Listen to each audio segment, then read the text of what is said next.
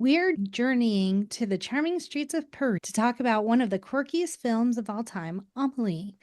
Get ready for a deep dive into the movie that made us all want to crack creme brulee with a spoon, send strangers on secret missions, and spot hidden gnomes around every corner.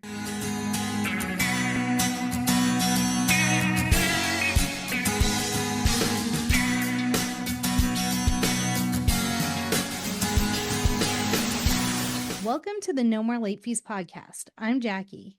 And I'm Danielle, and we're just two best friends and ex-Blockbuster employees rewatching some of the best and worst movies from the late 90s and early 2000s.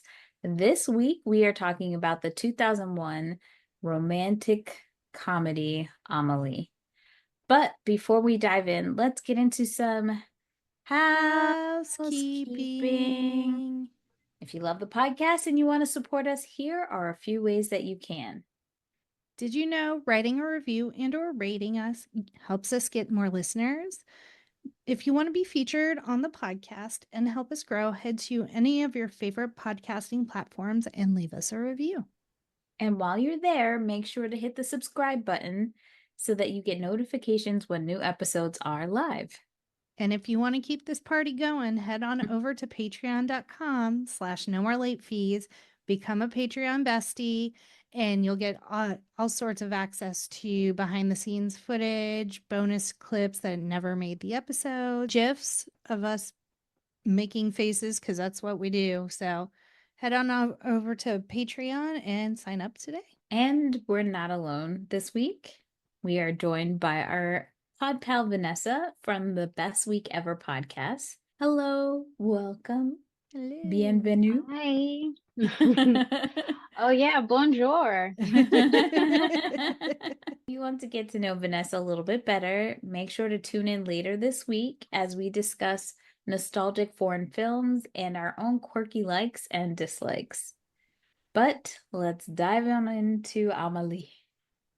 So Amélie is a whimsical French film that follows the life of a shy, imaginative young woman named Amélie who lives in the heart of Paris.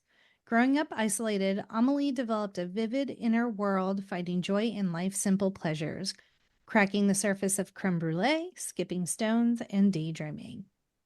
One day, she discovers a hidden box of childhood treasures in her apartment and decides to return it anonymously to its owner, setting off a chain reaction of good deeds around her neighborhood. Along the way, Amélie begins to intervene, often secretly, in the lives of those around her, bringing them unexpected happiness. But when she meets Nino, an eccentric young man with a quirky hobby of collecting discarded photo booth pictures, she must confront her own fears of intimacy and take a leap of faith towards love.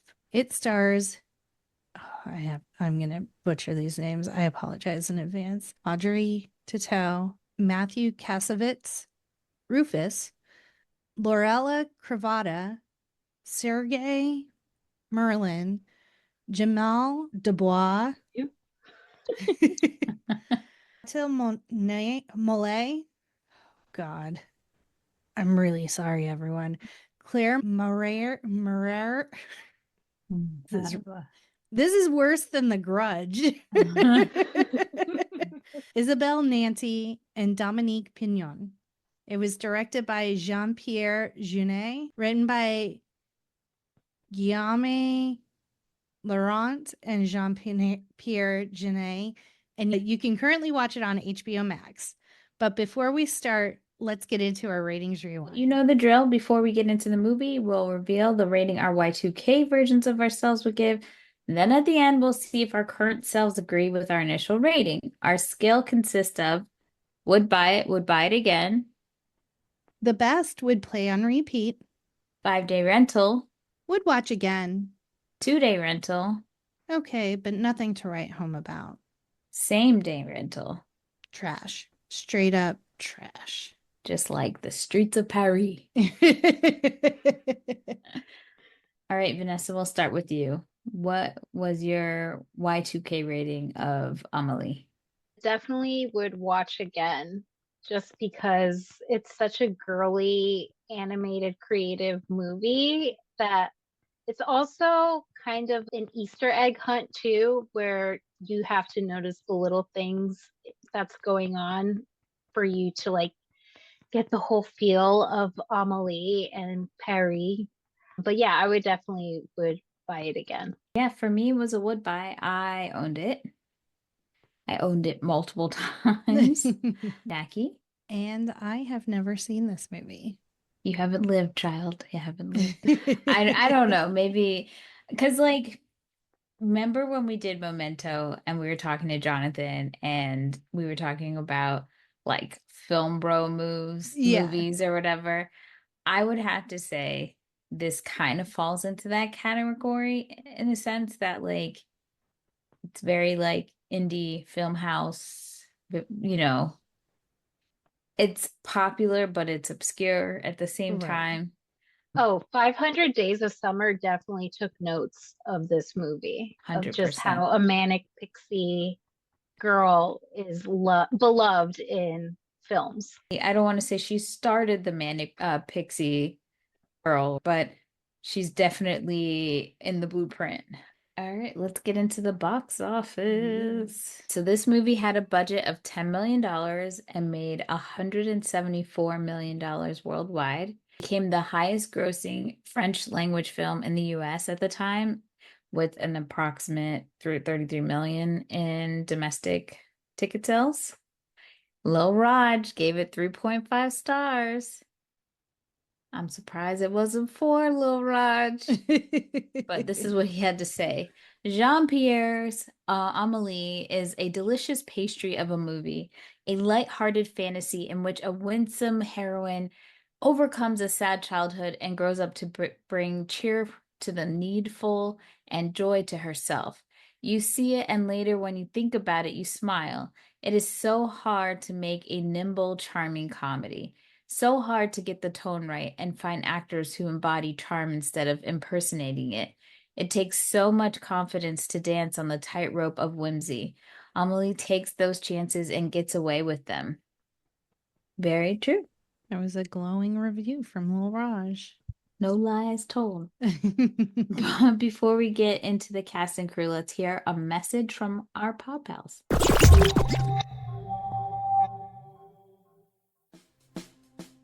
Do you love all things rom-com, holiday, and Hallmark? If so, we have the podcast for you, the Hallmarkies Podcast. We aim to be your destination for previews and recaps of every romantic comedy and holiday film that's released in cinemas, on streaming, and on channels like Hallmark. We also cover all the Hallmark TV shows like When Calls the Heart and The Way Home. Still not enough? We have recapped every episode of Heartland, Sex and the City, All Creatures Great and Small, and more. We also have weekly ranking episodes and interviews with all of your favorite stars. Did you know that we almost had Emily in Paris before we had Emily in Paris with the movie Amélie? Jean-Pierre wrote the role for Emily Watson, but ended up rewriting the screenplay after Watson became unavailable because she opted to make Gosford Park instead. I did not know that. That's pretty cool. That's really cool. I know that she was also like not wanting to be away from home for 6 months.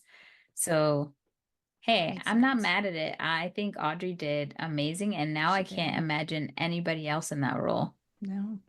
Yeah, I know you said earlier that you own the DVD. I swear I own the DVD too because I used to listen to the commentary.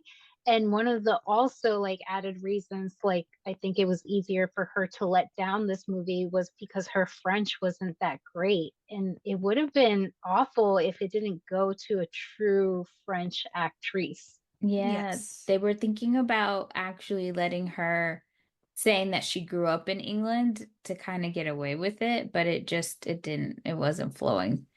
So, and then I Blessing think in disguise. Yes.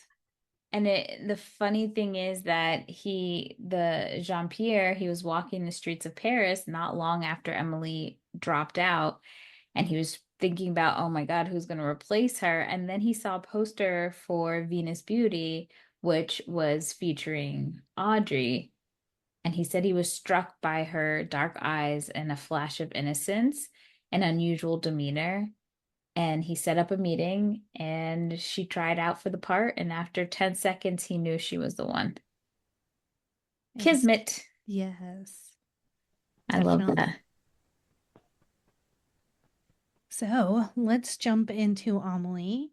This is the shortest amount of notes I've ever taken on a movie just because I actually had to watch it the whole time, especially because I hadn't seen it before. And a lot happens even when you glance down and you glance back up, you're like, how do we get here? So before we I think we should talk about the visuals of this movie before we dive in, because when I look at this movie, there's not a ton of movies that visually look like this. And when we were doing The Sixth Sense, how sparingly he used the color red in that movie. The same could be said for this with blue. So you see there's a blue lamp in the picture behind me, but it was very little blue. It was a lot of reds, greens, kind of oranges, yellows, more earth tones than anything. And it just stayed very consistent. And then they did such a good job making France look like this storybook place that she would imagine it to look like. Because I look at the way this movie is as how Amelie looks at the world. This is how she sees it. Very childlike, because even describing likes and dislikes for people that she knows, it's very childlike to think like that. Oh, I know that person because he likes to crack his knuckles, or my mom and dad, she loves to clean out her purse. It's something like a child would watch me do, watch her father and mother do, and say this is what my dad does, this is what my mom does. She's very naive. I would even compare a direct parallel movie for this would be Harriet the Spy. Yeah. I know it's funny, I know. but if you think about it, the way that there's this character, the central character that is looking, observing her world and being nosy as fuck and intrusive into other people's lives, but observing it very they're twin movies, except one's a child. Just saying. Well, something for the adults. Mind of a child. Yeah. All right, Jack. Yeah, sorry. You're good. So the film begins. There's some narration introducing Amelie's childhood, and it goes into pretty graphic, not graphic, but pretty good detail about how she was even conceived in 1974. It's very depressing. Going back, it's something I never paid attention all the other times that I watch, but she has immense trauma, from the fact that she literally watched her mom die. And the way that it's set up in the movie, because it's so quirky and funny, you don't even take a second to realize how traumatic that is, because a lady falls from a building and falls on her mom. But even just after she asked for a brother, coming out of church. So from a church on top of that. And the fact that she talks about all she ever wanted was her dad to hug her. And the only time he even engaged with her was her checkups. And I was like, wait a minute, is the dad a doctor or is this just weird? No, I'm pretty sure he's a doctor. I hope so. If not, Jesus, the context of this movie. But so you're seeing a lot of loneliness and sadness, and her parents are not compassionate. Usually it's one or the other, but her mom is very strict with her and her dad has nothing to do with her. You don't get warm fuzzies. No. Yet the movie, you do feel warm fuzzies. Yeah. That's why it's such a weird thing when you really look at the details. Every single person in this movie is quite depressing. Yeah. And she's just oh, but get those two people together. But it also talks, I think this movie shows the importance of community, we could be just having these difficulties by ourselves. But the moment that she starts interfering, what really it is that she's connecting all these lonely people to each other to have community with each other, which is nice. Yeah, it's very sad that she wasn't surrounded by kids growing up. It Yeah. makes sense why she's so like quiet but curious too. Because all the things that she was doing as a kid, I was like, oh my God, I took the grass and like, blew into it to make a sort of a noise, or just like rolling a paper and like spinning it, like all the kids stuff. I was like, that's what kids do. And for her to do that by herself and drinking milk by herself, it's really, because it's so cinematically colorful and appeasing, you don't really notice how sad it actually is. Mm-hmm. Poor little Amélie. I know. So now we see Amélie. She is 23. She works as a waitress in a cafe, and she kind of just keeps to herself. She has her own little apartment. She sees her dad often, but it's still just a very like stoic relationship where there's not much happening. It's more just her checking in on him more than it is anything. And he has this obsession with gnomes all of a sudden. Well, when your wife dies and you retire, you got to fill your time somehow.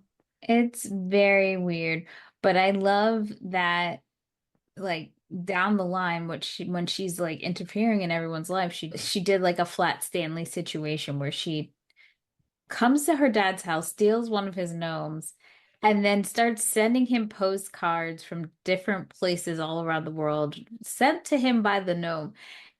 And this man does not question it for a question second. at all. He doesn't say, who's doing this to me? He's awaiting the next Polaroid. He's like, my gnome is having a great time of his life, but does not question who the fuck is punking me like this.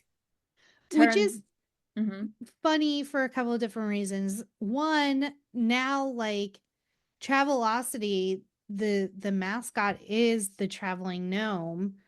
And like even on the Amazing Race, because they're sponsored by Travelocity, like they get gnomes they have to carry and like do things with.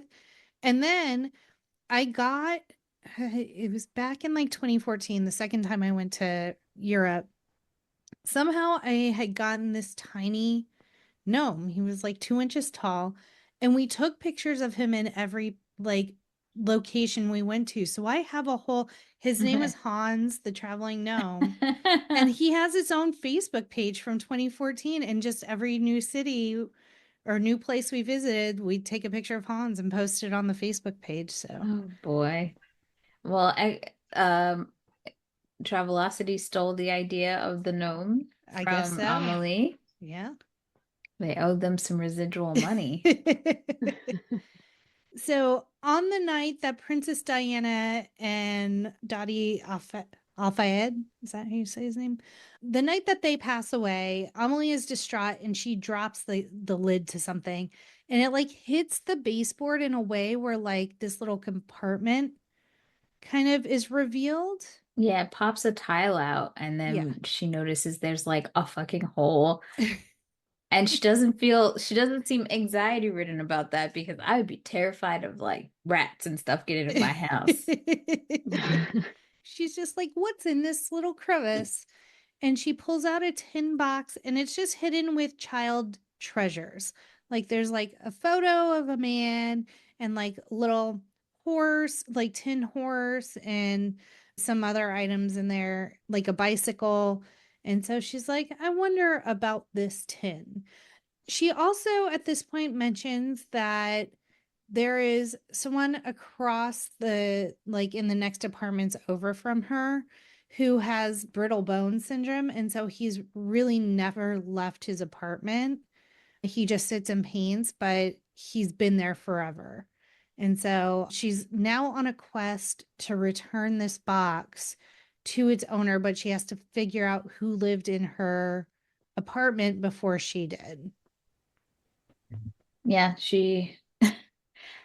the characters that we meet, let me just find out what their names are, because I was all over the place. Oh gosh. I know there's Georgette. What's the man who at the store or the little fruit shop place? I don't The know what kid or the man? the man. Let me see. Okay, so we meet the lady downstairs named Madeline. Mm-hmm. Oh, And Collegion. Sorry. yeah. And she's always, complaining that her husband left her years ago. She's stuck in this place. Mm-hmm. Then we got Brittle Bones Man. I don't know what his name is. Then we have the shop owner downstairs who sells the fruit and vegetables. His helper, Lucian. So these are her neighbors that she's interacting with. And then at the shop that she works at, we have Georgette, we have Joseph, the stalker of one of her coworkers, and I don't know who the other girl is. Is it Gina? Is that the other lady's name? The blonde that Joseph is obsessed with? Yeah. And I think her then, name was Gina. and I think then there's also a store owner. So all these people are in her circle, her life. And we learned pretty early on that Amelie is very much about justice and she a petty, revengeful woman. That was one of But my also favorite likes to parts. stir the pot. Yes. Yes, she does. Because why would you hook up the crazy stalker with the hypochondriac? Like, it's going to be messy fallout when it comes. But she's here for it. She's here She to lives for the roll drama. the She doesn't dice. want to be the drama, but she No. lives for the drama. So much. Yeah. Oh, that guy was such an incel, though. I was just like, wow, we finally have a term and definition for what type of guy this is. Definitely. The store owner guy or the recording guy? The recording guy that literally has no job and is there every day harassing the waitresses that he used to date. It's creepy. I don't know why they don't kick him out. Like, Yeah. he's got to go. But they 100%. only had like a total of 3 people in that store at any given time. So maybe they needed the money more than they needed their waitresses. I don't know if he to was not be buying anything harassed. but tea or coffee. He was crazy. I didn't even see him put money down when he was buying those scratch offs. I was like, I who's didn't paying either. for this? Yeah. So Amelie sets off to return this tin to its rightful owner. She starts talking to people in the neighborhood. She finally finds the person, but she's too shy. She doesn't want to just say, "Hey, I found this and I tracked you down. I'm a weirdo. Here's your box." And so she calls a payphone that she's put the box in. And so he goes to answer the payphone. And so she's orchestrated kind of this anti-meet cute where he just picks up the box and is like so elated that somehow this box has come back to him and he's so happy. And then she goes into the bar that he goes into to celebrate with a cognac. And so he starts kind of telling her about like things have been returned to me and it's a miracle and all this stuff. So this sets her on her vision quest to complete good deeds for people. She's a voyeur for sure because she stay watching that man and everybody else. But I like the journey where she's like trying to find him, and it's like in her mind, there's a vision of who she thinks this person is. Because first guy she meets, she's like horrified, like this is not it. And she's so visually appalled by it that it's pretty funny. Because I was trying to figure out why she was so upset. But knowing the age range of the person who had to live there, he wasn't a fit anyway. So I don't know why she freaked out. But then one of the other people was a woman and she was like, "You down to clown?" And Amelie was like, "No, thanks." Bye. Jackie, I love how you say that he went to the bar to go celebrate because to me that was like, is this real life? I would probably do the same thing and order a shot of tequila and be like, you have no idea what happened to me. Like, I Yeah. don't know if this is real. He's just like, I need a drink. This thing that I hid in a wall 40 years ago was just returned to me by pure luck because Right. I He was doesn't just even answering the question. phone. I So would think that's too weird. I would have to, I'm like, somebody's setting me up. you'd be looking around. Well, he took it as a sign to see his daughter that he hasn't He did. seen in years. Yeah, is he the one who was eating the chicken with his hands? Yes. Yeah. That was Yeah. his like that he ate chicken with his hands. No thanks. So Amelie sets out to do other secret good deeds. She's like a vigilante now. And so With the she, Zorro costume. yes, she fancies herself Zorro. She she helps the neighbor across the way with brittle bones. What? Let's pause for a second. Brittle bones. Um, why you got cameras looking at everything? And he's like, he stays recording all the time. And he's also trying to paint this one person's face for the longest. It kind of reminded me of Head Over Heels, Mm-hmm. where she was trying to redo that man's face. So he's got a weird setup going on over there. He paints it once a year. It's Renoir's luncheon of the boating party. And he's perfected everything except for that one person, the girl drinking the water, her face. And he tries every year.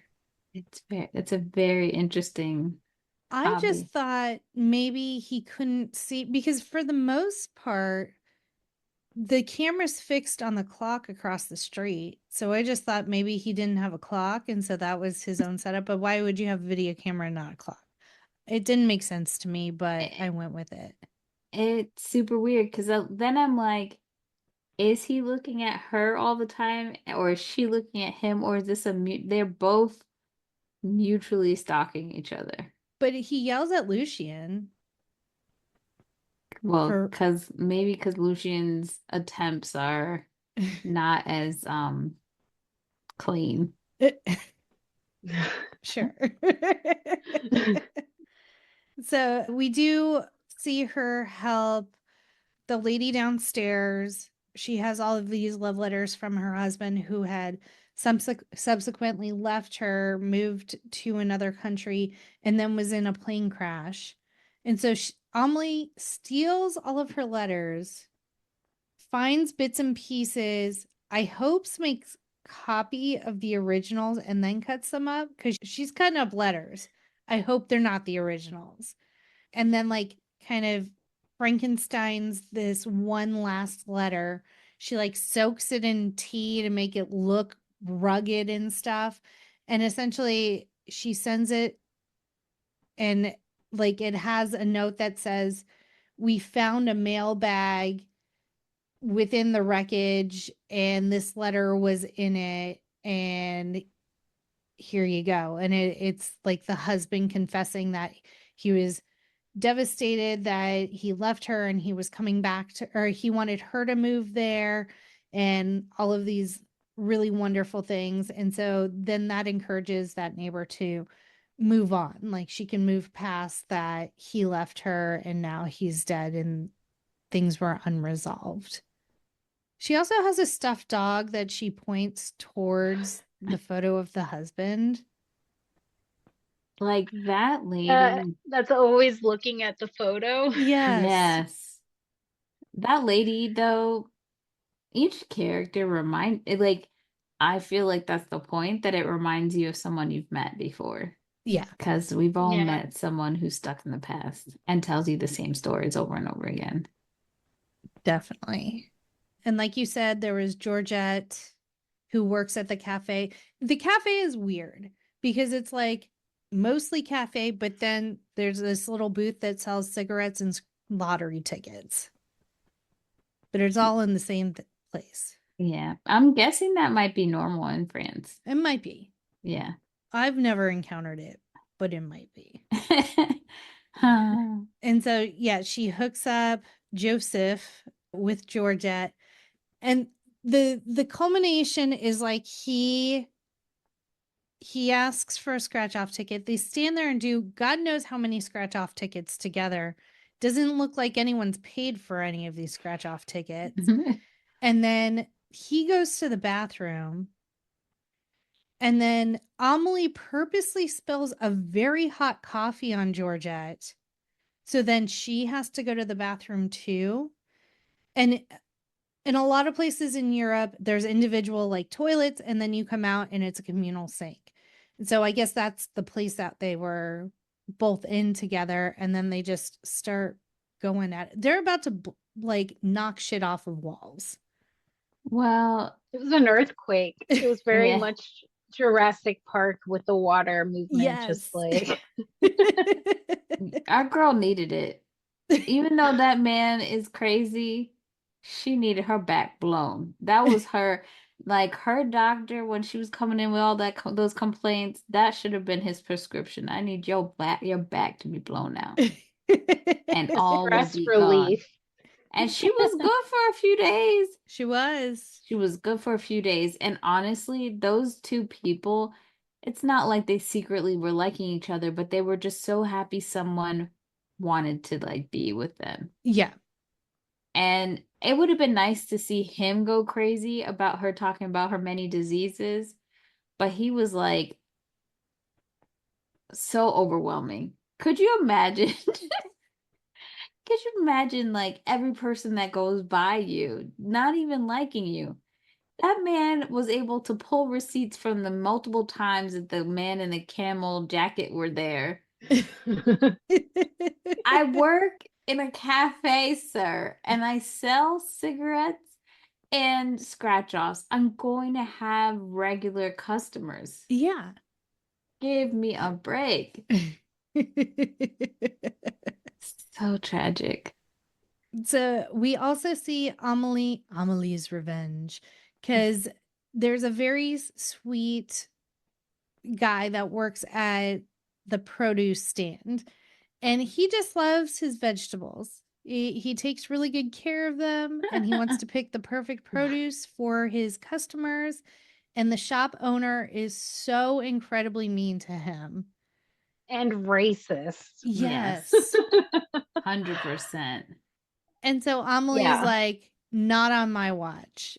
And she makes a copy of his key. Well, so that's the thing. She sees that he leaves his key in his door. So she tries to be a nice neighbor and return it to him. And when she's trying to talk to him, he is just ignoring her. And so then she hears how he talks to Lucian, and she's like, you know what? Bet we're gonna take care of this real quick.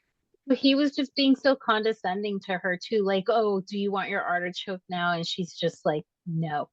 Like the way she just looked at him, and I was like, yeah, go for it now. He deserves it. So while he's at work, she breaks into his house and she replaces his light bulbs with buzzy light bulbs.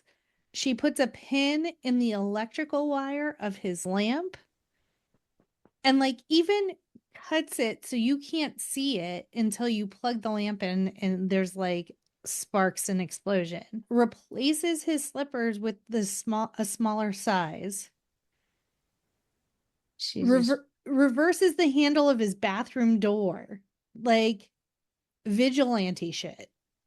And he's like, so it changes his speed dial. Yes. All his speed dial preferences all messed up.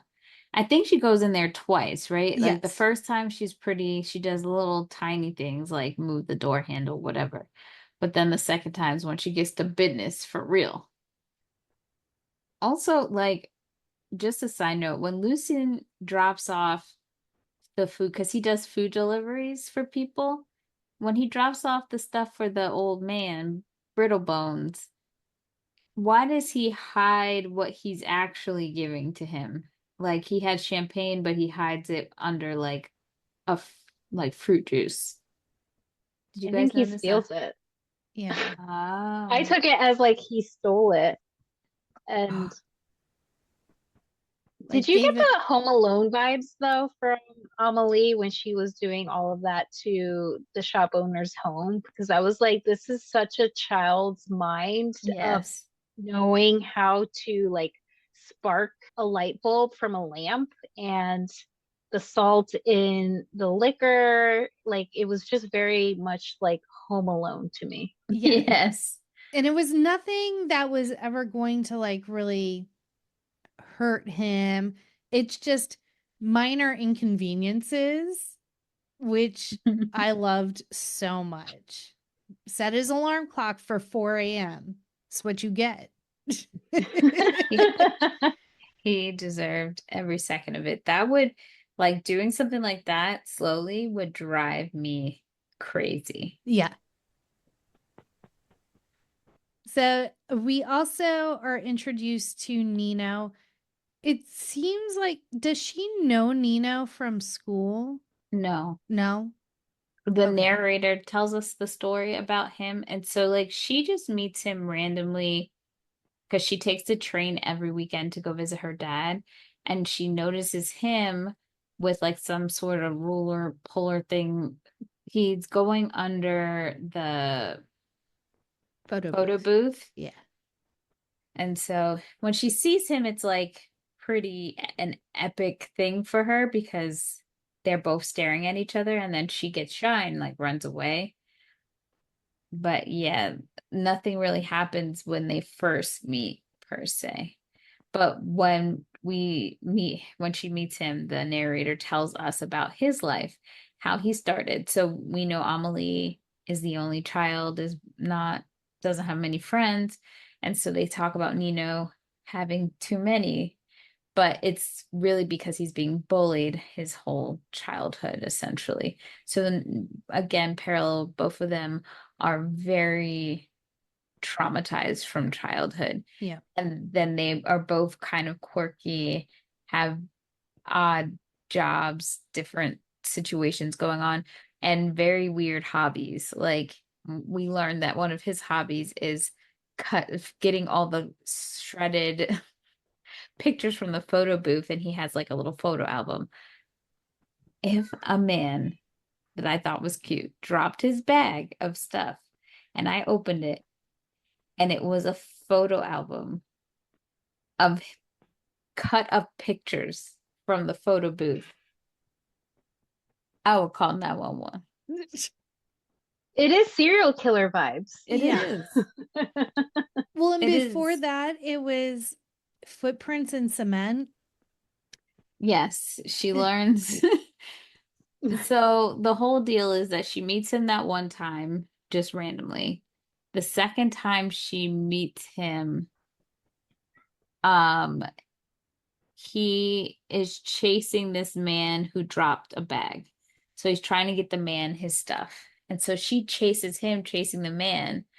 And I think this scene in particular is what makes her fall in love with him. Mm-hmm. That he would be so willing to go above and beyond to go help this person, which is a characteristic, something she probably would do herself.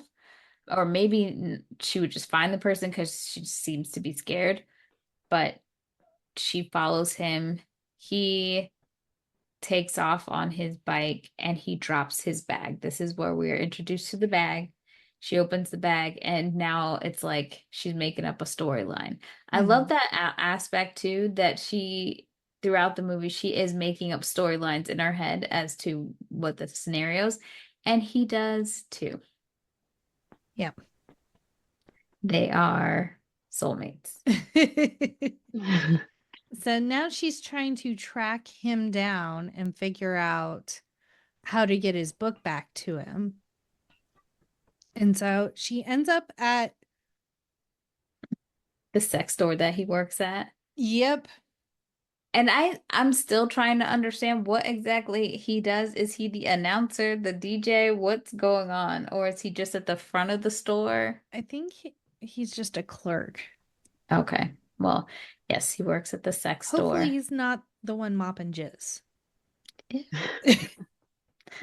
That was it. That I didn't think.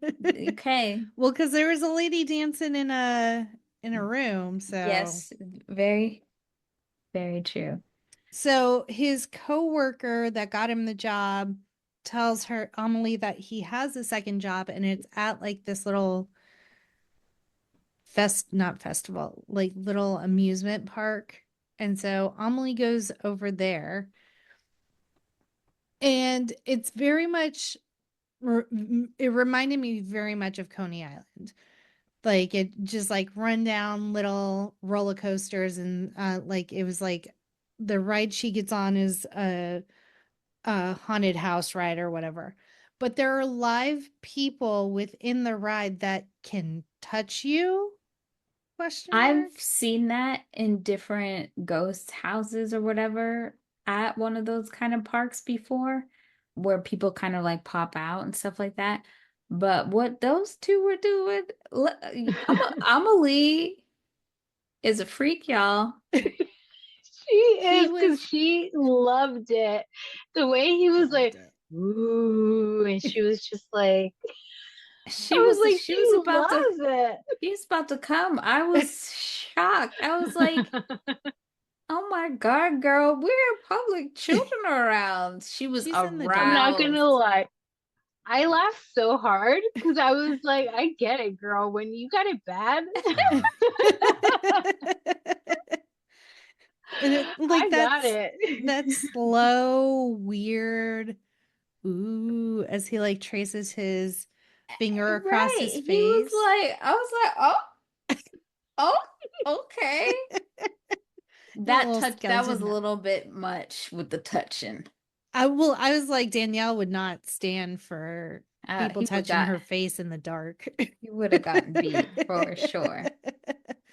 That's one of my biggest pet peeves is I don't like fingers. Like my child loves to touch my face and I'm like, I don't like fingers on my face.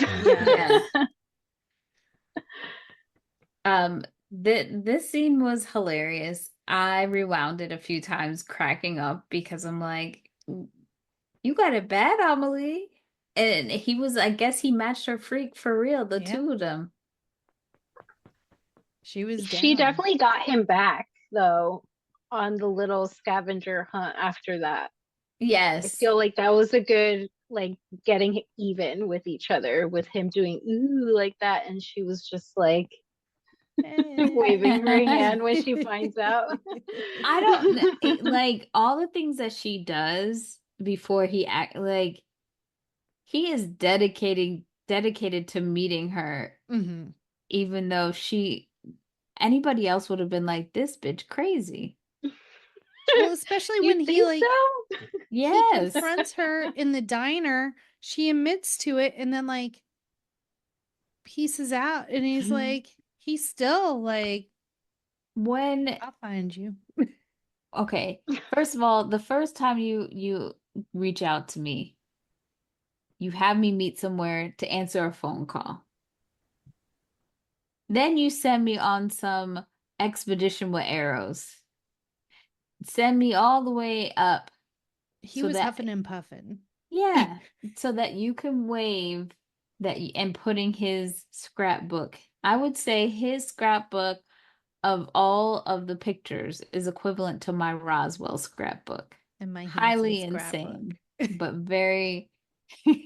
We were but dedicated. A lot of work, dedicated work ethic. But if the police found it, we would be arrested. Might be. So there's that scene. Then she invites him again. This time, I think, she takes a picture of herself in a Zorro costume so he could find it. And then she puts like when to meet him. And then he matches her freak because he takes one of the photos of her belly button And it's like, do you know this person? Why would you use that photo, sir? Because he wanted to only talk to her. Because he knew she would be the only one who would know what the fuck this was. And she has all of those flyers that she's taken down, like hung up in her apartment all over the place. Look, if a man matched my freak, I would definitely have the evidence hanging around. I would frame it for sure. Didn't you get the vibe though? Because he was talking to his friend who is also his coworker, where the whole entire vibe of everybody in this movie is that love is kind of dumb, or it's a facade, or it doesn't exist. And like Amelie is very naive to like even think that love is real, but like because of her neighbor pushing her, she like goes for it because so many people around her shows her that like love is not true. I don't know. I like even Nino is like when he finally was so into her because she's so mysterious, she was just like, what, you're gonna be in love with her? Like how's like do you think that kind of thing actually happens? That's the attitude I got from everyone in the movie besides Amelie. Well, and even Amelie, towards the beginning of the movie, she talks about how she's had sex before, but like she didn't get the appeal. She was just like, okay. She needs to be stimulated up here first with some games. Well, in an alternate reality, her and Jigsaw from Saw would get along perfectly. Yeah. Well, one of her favorite hobbies is listening to people's orgasms. That was like in the top of the film. Amelie is a freak, y'all. She a freaky deaky. She a very freaky girl. Yeah. But a non-judgmental freaky girl. Yes. When those two were getting it on the bathroom, she was watching, y'all. She was watching, but she also turned the steamer on to distract from the noise. Yeah. She a good friend. But Nino, when he was in the restaurant waiting for her, he saw this woman walk in and she was, you know, like fully stacked. And he got, if you notice, he got really excited.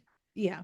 But with Amelie, when he walked into the restaurant, he walked right by her. She didn't register to him at all at first. I thought that was very interesting. Well, just not his type, maybe.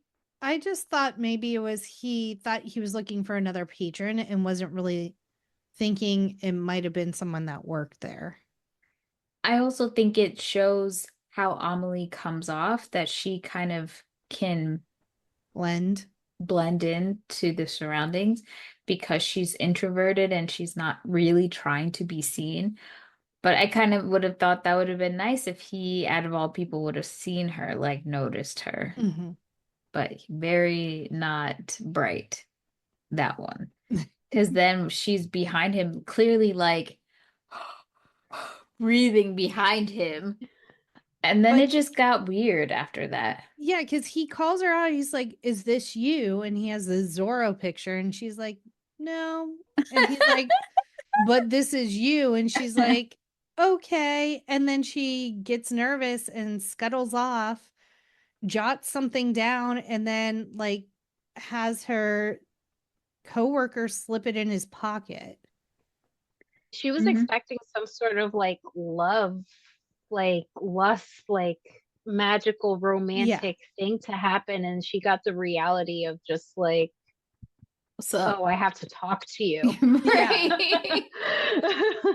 If Amelie's character is not a Pisces or a Cancer, I don't know what to say, because those are the two signs that be living in Delulu for sure.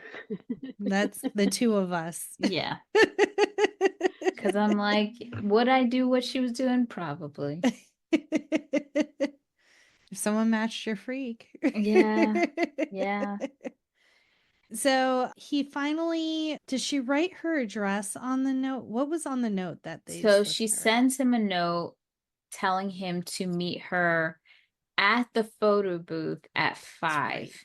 Because there was a mystery that was plaguing him, that there was this man that kept taking his photos and ripping them up. And so she accidentally figures out who this man is. Turns out he's a service provider, so he takes care of the photo booths. And so she's setting it up because she calls the photo booth, says that it's jammed to send the guy. And he's looking for her. He turns around and he looks and sees who comes out, and it's the man. And he realizes, because he's got his tools, he's like, oh my God. So you could tell just on his facial expressions, no words are exchanged really, that this whole mystery has been solved for him. He can sleep at night now. Right. And so she tries to go engage with him and talk to him. And then randomly there's like a cart of all this like garbage that cuts in front of them, and she loses her I can't think of the word. Thank you. She loses her nerve. And so then she leaves, and he goes to the cafe because he's kind of like, I'm sick of this shit. Let's do this. Like, hello. Yeah. So he goes to the cafe, and her neighbor, like we were saying, Brittle Bones, he was like, you've got to try. Yeah. You've got to try to go live. My question, though, between these two, Brittle Bones and Amélie, what are these videos she sends him? I don't know. I didn't understand it either, because although the bike racers with the horse was beautiful, what was the message at the end about, like, the man tap being dancing born? Yeah, being born on Friday the 13th. Like, it was random. I was like, all right. They were sending memes before memes. That's the only thing I could think of. Because it's not adding up. Yeah. Just side note, the dad, while all this is going on, he finally says, fuck it. I'm going to go travel like my gnome, because the gnome is returned. Turns out that Amélie gave the gnome to one of the girls who comes into the cafe, who's a stewardess, a flight attendant who goes and travels. So she was the one taking the pictures. And so the dad's like, fuck it, I'm going on vacay. So dad is out. Trying to think. The lady downstairs, she gets the letter from Amélie, so she's happy and content. Mm-hmm. Brittle Bones gets to keep on peeping. Lucien gets to hang out and peep as well. The guy at the storefront, he's still an ass, but Amélie does pull out, like, that scene where she's in line and she's talking about this asshole, and she's like, I need a really good liner. And then that man appeared in the sewer. I don't know what that was. I don't know if it was the troll. Yeah, I don't know if that was a real person telling her a line or that was her brain. But anywho, she had a really good comeback for him about not even having a heart like an artichoke or something. So he's like, damn. The two people, the crazy couple, they're still coupling, I guess, but I don't know if it's going to get any better. And then her coworker runs to Nino and says, I want to suss you out, because my girl Amélie, she don't know nothing about men. And my friend, can we ask better questions to suss this man out than giving him a bunch of parables and seeing if he will finish them? Like, maybe, I don't know, have you murdered someone? Have you been arrested? Who do you live with? Are you married? Like, I'm just top of head thinking of things. I don't know. Yeah. So the French do it differently. I guess. So Nico shows up at her door because he passes the weird parables test. And Amélie finally opens it. Like, she's very unsure at first, and she's like nervous, but he has her blocked into her apartment, essentially. Well, when he knocks at first, he says he's gonna come back, and so she doesn't answer it at first, and that's when her neighbor's like, you got to take a chance. Yeah. So she thinks she's running out to go get him, but he happens to just be back at the door. So now it's like, And then she doesn't, when he tries to speak, that was kind of hot, where she just puts her fingers on his lips and says, shh. And then she just slowly starts to kiss him all over his face without fully making out, but just like tenderly kissing him. And I was like, I like where this is going. I like this a lot. It just feels My so, heart was beating. yeah, it felt way more intimate than if they just were like, the heavy breathing. I can't Yeah. stand that. But it felt very passionate Yes. and very But tender. and playful and almost childlike. Yes. Yeah, it was a very lovely scene. And they go and do it. they they know fucking No words. no words. They don't know shit about each other. But there was a scene where she is like cooking or something, and she is imagining him coming home and their life together. And I'm like, girl, you got it real bad. She does. It's such like middle school, high school imagination when you think of your crush. Yeah, that's I it. love That it. is, yeah. And then the last scene is her now riding on the back of his little motorized bicycle. The whole movie has been like very flowy and whimsical and like meandering. And this very last scene is like fast and chaotic, almost like she's catching up with her age, like experiencing all of these things at once because now she's in love with Nino. Yeah. But she's having the time of her life doing it. And that's Amelie. That is Amelie. Oh, let's see if there are any fun facts that we missed. Just a few. So Guys, when the film was shot on location, the director and the crew would clean the area of debris, grime, trash, and graffiti so that the real settings would match the fantastic nature of the film. And this was an especially difficult task when it came to shoot at the train station. Vanessa, you want to grab one? After the movie, the chairs from the outside of the Café de Deux Moulins were changed to avoid them being stolen. Oh. That makes sense about it being clean because that was what I noticed while watching the movie. I was like, wow, the subway looked like it was scrubbed, or that windshield Power wiper kind of washed. like that. Yeah, power wash it. You can tell like they really did clean the subway because it was immaculate. Yeah, because Paris is not known for being very clean. The Café du Moulins or Moulin, where Amelie works, is a real place. It's in Paris, but the studio scenes were actually filmed in Cologne, Germany.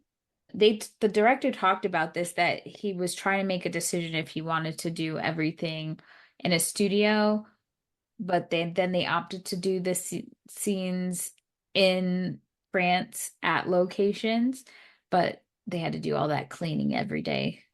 And then the interior shots they did do in a studio.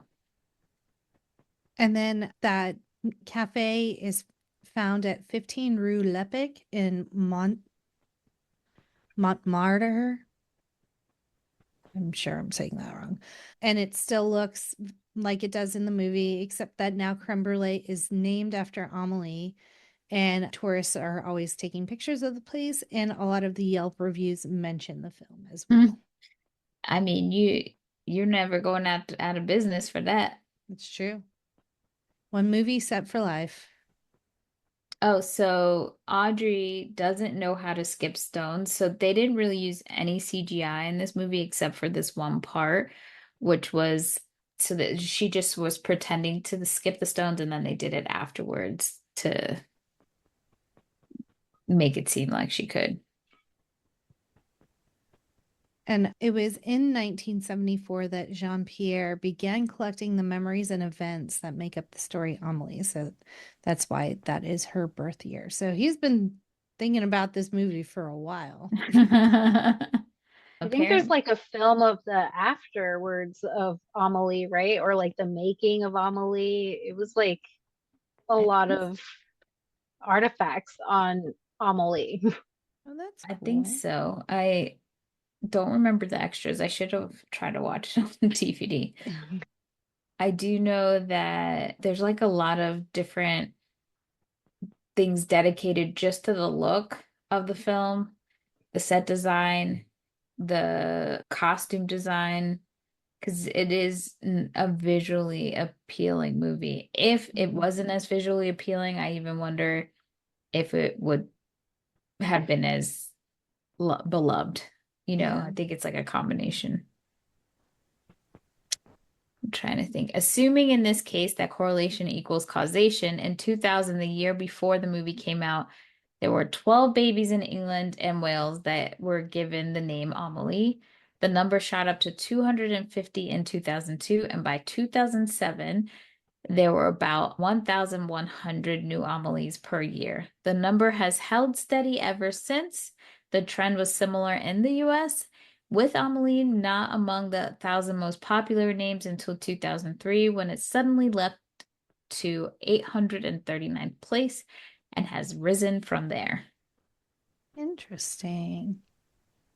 That's why we have all these Bellas. Thanks, Twilight. I always think of Emma when Friends came out with the baby name. Like there's a Yeah. lot of Yes, Emmas. very true. And the film was shot using wide-angle lenses, which often distorted facial features, so the camera was rarely at eye level and was usually slightly above or below eye level. And like we said, the main colors of the film were green, yellow, and red, and were inspired by the paintings of Brazilian artists. I hope I don't say this. Juarez. Cato? I don't My know. my Spanish teacher would be mad. Well, it's Brazilian, so Portuguese. I didn't take it, You so did that's an good. excuse. Thank you. Vanessa said I did fine, y'all. Nailed it. Vanessa, why don't you tell everybody where they can find you on social? Yeah, you can find me on Instagram, Best Week Ever Podcast, or you can listen to my podcast, Best Week Ever, wherever you listen to your favorite podcast. And don't forget to check us out at No More Late Fees on Instagram, Facebook, TikTok, Twitter, YouTube, Threads, and Blue Sky. Let's get to present day ratings. Vanessa, we'll start with you. I have not seen this movie since I was in film school. So, yeah, that was about 15-ish years ago. And yeah, this movie, like the ending, just the romantic part really got me going. And I just started crying. Like, there's just a lot of moments where you're just like, you take for granted like childish things that are going on around you in the world. And like, this movie made me want to like stop and go outside and touch grass, as the young kids would say. Would buy again, yeah.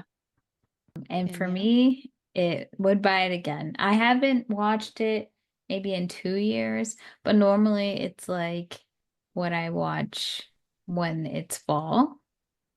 It's a very cozy comfort for me. I love this movie. And for me, it was a little too whimsical for me. There were elements that I really loved. Loved the cinematography and the look and the feel. The story was just a little too chaotic. So I'm gonna go 2 day. I'm really sorry. It's okay. I get why people really love this movie. It's just not my particular cup of tea. It's nostalgic. I mean, it made me want to be young again because I saw this movie at such a young age that I just remember how I fantasized romantically about this film as a teen. And now as an adult, I was like, oh, I remember just like believing. The belief, the hope. Yeah. Now I just want to dissect everybody's mental illnesses in this movie. There was a lot of them. Yeah. Well, if you have opinions on Amelie and would like to give us any of your feedback, please hit us up at our quick drop 909-601-6653. Twat us at the Twitters, hum us at the threads. You can even text message into that number and you can be featured on a future episode. And join us next week as we dive into our very first Vanessa Williams movie. And of course, the holiday magic of a diva's Christmas. I can't wait. I love it. I love when Vanessa Williams is a diva, so can't wait. And Vanessa, thank you so much for joining us. We really Yes. loved having you on. We hope you had fun.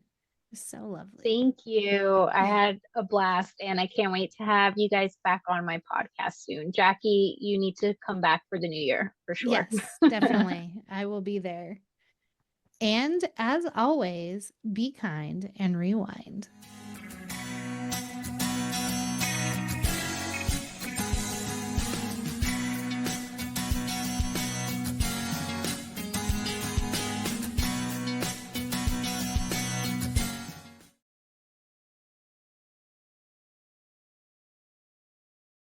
And what was it? Which movie was she in? Paris. Funny Face? No. Was it Funny Face? It might have been. Or American Girl in Paris. No, that's not her. Yeah. I can't remember. There's one where she's on a Vespa. Is that Italy then? That's Yeah, Roman that's- Holiday. That's Roman Holiday, which my grandpa, it's one of our favorite stories to tell. We were watching it at his house because Ken and I watched every Audrey Hepburn movie in order. And so we were on Roman Holiday and he's like, "Oh, what are you watching?" Because he just saw an old movie. And we're like, "It's Roman Holiday." He goes, "That's a terrible movie." And I was like, "Okay, Grandpa." And then Which after grandpa? Grandpa Conley. Okay. And then after we finished, Ken goes, "That really was a terrible movie. Grandpa was not wrong." So every time someone mentions Roman Holiday, we're like, "It's a terrible movie."